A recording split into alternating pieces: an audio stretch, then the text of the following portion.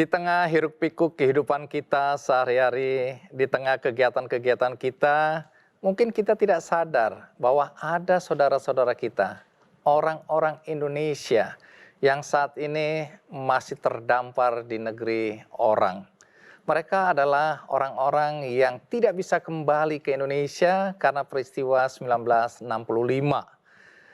Nah, bagaimana kehidupan mereka di sana? Bagaimana di antara mereka kemudian harus menguburkan mimpi untuk pulang ke tanah air, bahkan sampai ajal menjemput, mereka tidak sempat pulang. Bagaimana keturunan mereka? Bagaimana anak cucu mereka? Bagaimana mereka bisa bertahan ketika mereka tidak diizinkan kembali atau takut kembali karena pergantian rezim dari rezim Soekarno ke rezim Orde Baru yang dipimpin oleh Soeharto. Ini adalah kisah kemanusiaan yang mengenaskan. Dan kita tidak boleh lupa bahwa sebagian dari mereka masih tetap bermimpi suatu hari bisa hidup normal di tanah air sendiri.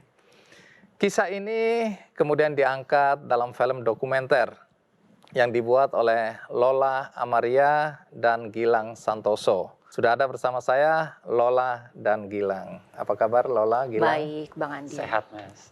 Jadi benar ya, kalian mengangkat kisah para pengungsi, mereka yang dikucilkan, mereka yang diasingkan di negeri orang, betul ya? Betul. Kalau Lola, judul filmnya apa? Exil. Exil itu. Kalau Gilang? Awal nasib manusia. Kenapa judulnya agak panjang dan aneh? Awal nasib manusia. Oke, kebetulan subjek saya atau narasumber saya aja, saya namanya Pak Awal. Oh, Awal, awal jadi itu diambil bukan permulaan, tapi betul, nama orang. nama, betul. Jadi yang diwawancarain siapa di situ? Bapak Awalnya. Pak Awal, sebagai figur tunggal. Betul. Kalau Lola, di film Exil ini siapa yang Lola wawancarain? Ada 10 orang narasumber yang tersebar di berbagai negara di Eropa. Terbanyak di Belanda, ada di Jerman, di Swedia, dan Ceko. Baik, ini hanya 10 tapi merepresentasikan sekian banyak eksil lainnya ya. Betul. Nanti kalau Lola punya data, karena dengar-dengar risetnya aja lebih dari 2 tahun. Iya. Bikin filmnya berapa tahun? 10 tahun total ya.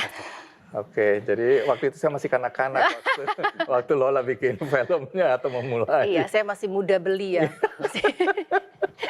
Oke, nanti cerita lebih jauh mengenai apa yang ingin disampaikan melalui film itu ya, baik Lola maupun Gilang. Tapi sebelum itu, ada baiknya kita lihat dulu cuplikan film Exil karya Lola dan teman-teman. Itu tadi cuplikan film Exil ya, dengan 10 tokoh yang diwawancara.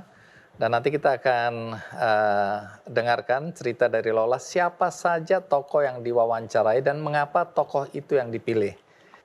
Baik, setelah ini kita simak dulu film karya Gilang berjudul Awal Nasib Manusia. Ini dia cuplikannya.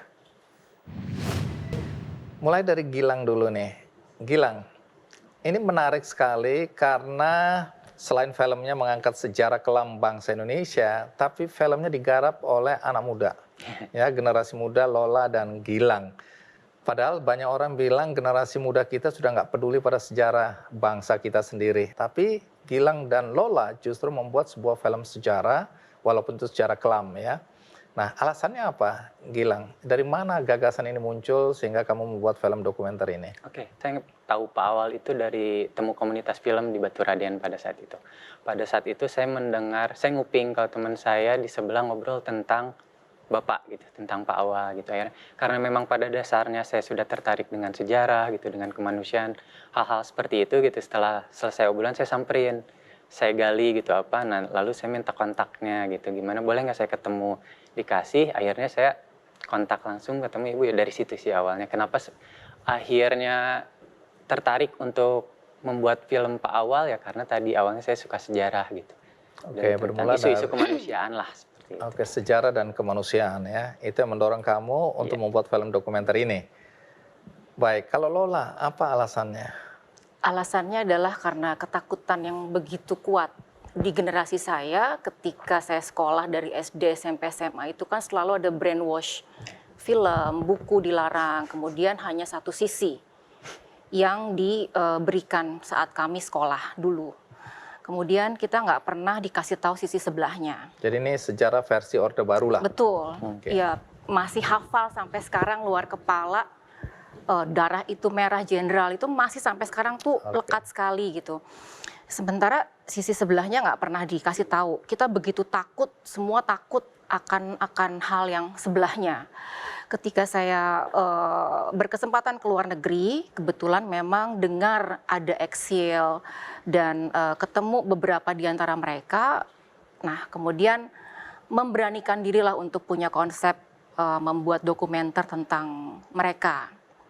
Jadi ketakutan saya ini harus saya lawan dengan mewawancara mereka semua gitu. Oke, jadi ini kembali lagi berawal dari diri sendiri ya. Iya. Tertarik pada sejarah, ada trauma masa kecil ya, dan merasa bahwa kita ini hanya di tanda kutip ya, cekokin ya sejarah versi Orde Baru waktu Iya. itu. Sehingga ada keinginan dari Gilang maupun Lola untuk mengangkat kisah dari sisi sebelah sini.